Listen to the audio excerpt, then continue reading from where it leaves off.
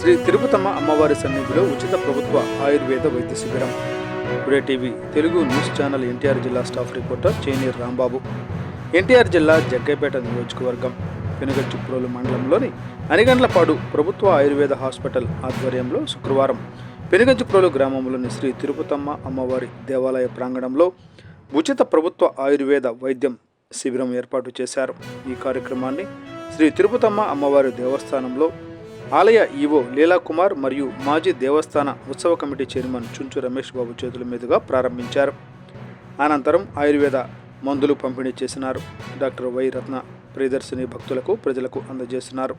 ఈ సందర్భంగా doctor why రత్న ప్రియదర్శిని మాట్లాడుతూ ఆయుర్వేద డాక్టర్ వై రత్నప్రియ దర్శిని అమ్మవారిని దర్శించుకుని వచ్చిన భక్తులకు 350 మందికి వైద్య పరీక్షలు నిర్వహించి ఉచితంగా మందులను అందించారు.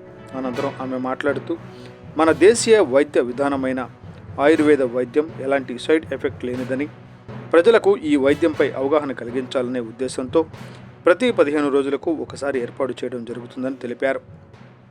ఈ కార్యక్రమంలో ఆలయ సిబ్బంది, ఆయుర్వేద వైద్య సిబ్బంది శైలజ, కృష్ణవేణి తదితరులు పాల్గొన్నారు.